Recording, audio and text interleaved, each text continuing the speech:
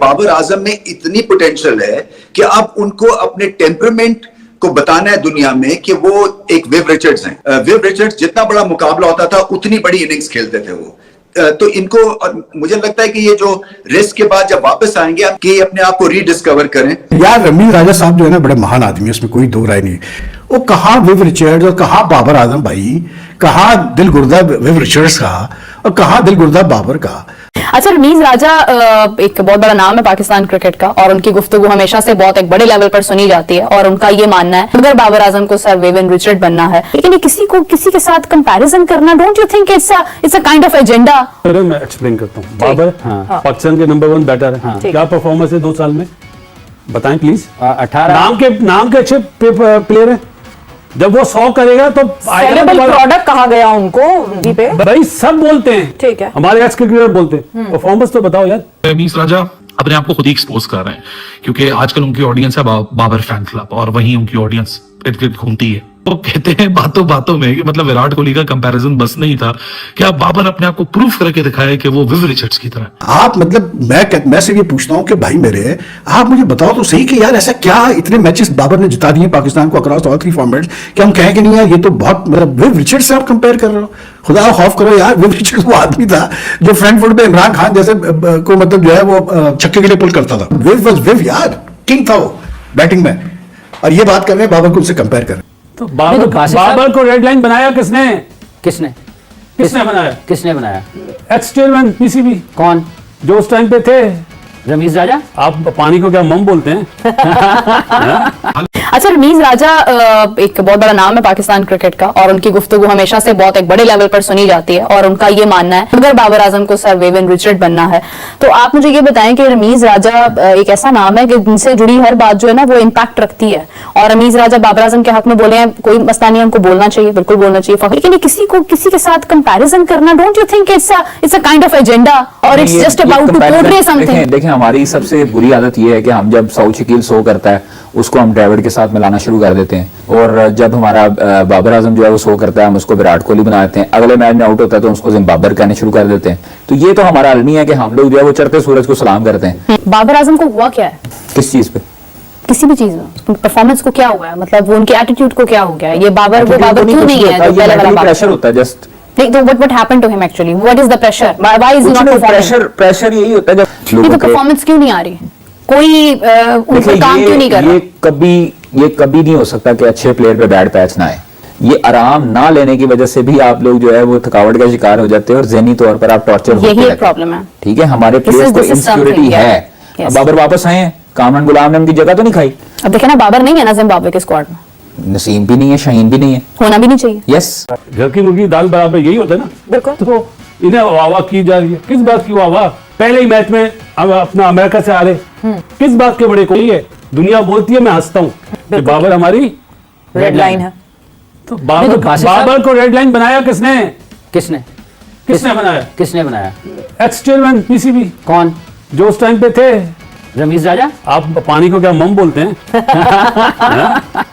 रमीज राजा। बिल्कुल रमीज राजा साहब के टाइम पे बिल्कुल ये सब कुछ हुआ, मगर अभी तो बीबीसी को इंटरव्यू देते हुए उन्होंने तो अंडर द बस डाल दिया बाबर आजम को कि मैंने थोड़ी ये पिचेस बनाई थी, ये तो मुझसे कप्तान ने कहा तो मैंने बना दी थी वो हाईवे पिचेस। तो आपको लगता है कि रमीज साहब ने कुछ अपने दौर में गलत हिकमत अमली इख्तियार की जिसकी वजह से मुल्की क्रिकेट को नुकसान हुआ? रमीज भाई ने जब पिचेस बनवाई, ठीक, वो गलत पिचेस बनवाई। क्या वो 80s या 90s में खेले नहीं कि जब वेस्ट इंडीज आती थी तो स्पिन विकेट बनती थी? आप तो चेयरमैन थे ना, आपने तो ये भी बोला था हम ऑस्ट्रेलिया से मिट्टी मंगवाएंगे। हाँ, बिल्कुल। अगर वहां पे रमीज भाई बोलते ना तो स्पिन ट्रैक बनते। उन्होंने क्या बोला कि बाबर ने बोला, तो क्या बाबर इतना पावरफुल है कि वो चेयरमैन को बोला ऐसी पिचेस नहीं चाहिए मुझे?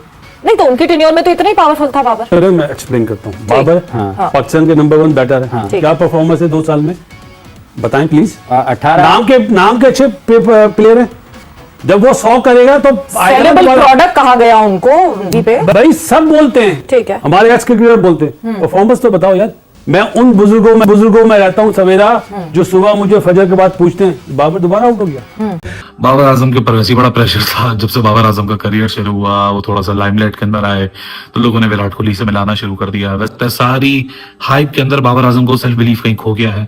बाबर आजम वही प्लेयर है जो एक जमाने में कहते थे कि मैं ऐसा खेलूंगा कि दुनिया को भी पता चले कि एक खिलाड़ी आया था बाबर आजम। रमीज राजा अपने आप को खुद ही एक्सपोज कर रहे हैं, क्योंकि आजकल उनकी ऑडियंस है बाबर फैन क्लब, और वहीं उनकी ऑडियंस इर्द गिर्द घूमती है। वो कहते हैं बातों बातों में कि मतलब विराट कोहली का कंपैरिजन बस नहीं था कि अब बाबर अपने आप को प्रूफ करके दिखाए कि वो विव रिचर्ड्स की तरह। अरे विव रिचर्ड्स कहां से आ गया?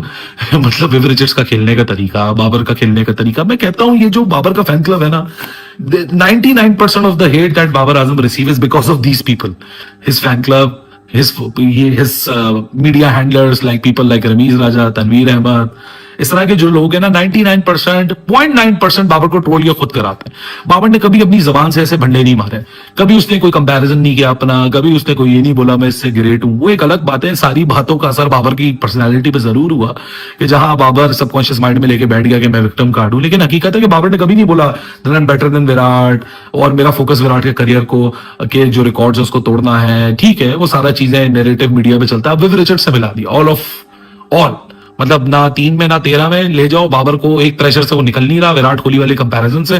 क्योंकि अब तो बाबर की जो फेलियर होता है, सबसे पहले लोग ये कहते हैं हाँ भाई बन गया तुम्हारा विराट कोहली, मिल गया तुम्हें तुम्हारा विराट कोहली, ये करेंगे विराट कोहली नहीं किया था, विराट कोहली कभी जिम्बाब्वे गया था। सो ये वाली जो बातें है ना, ये खुद ही इन लोगों ने शुरू करवाई। अब वो एक नया कंपैरिजन, अब बाबर विराट कोहली तो बन के पहले दिखाया, अब साथ में उसके ऊपर एक और प्रेशर है, तुम सर विव भी बन के देखो, अब तुम विव रिचर्ड्स बन के देखो।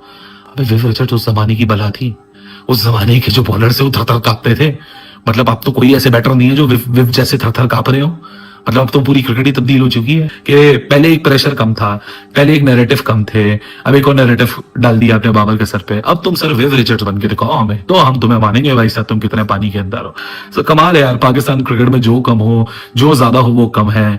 इसलिए तो हम कहते हैं ना बार बार कि पाकिस्तान क्रिकेट में इतना केओस क्यों है, क्योंकि हर कोई एक दूसरे से इनसिक्योर है। हर कोई चाहता है जो मैं बात करता हूँ वही सबसे सुप्रीम है। ना 3 में ना 13 में अभी बंदा मुसीबत से निकला नहीं है। अभी उसने ऑस्ट्रेलिया का सीरीज करना है, वहां अपनी बैटिंग फॉर्म, खोई हुई फॉर्म को दोबारा हासिल करना है। अभी ऑस्ट्रेलिया का टूर हुए हुए 1 साल नहीं गुजरे जहां बाबर आजम फ्लॉप होकर आए रेड बॉल में। अगर वाइट बॉल में भी फ्लॉप हो गए तो और मजीद प्रेशर उनके ऊपर आ जाएगा। यार रमीज राजा साहब जो है ना बड़े महान आदमी है, इसमें कोई दो राय नहीं। मतलब मैं जितना जानता हूँ रमीज को, आई जस्ट फील कि यार ही हैज टू रियलाइज कि Pakistan cricket does not revolve around 1 or 2 personalities.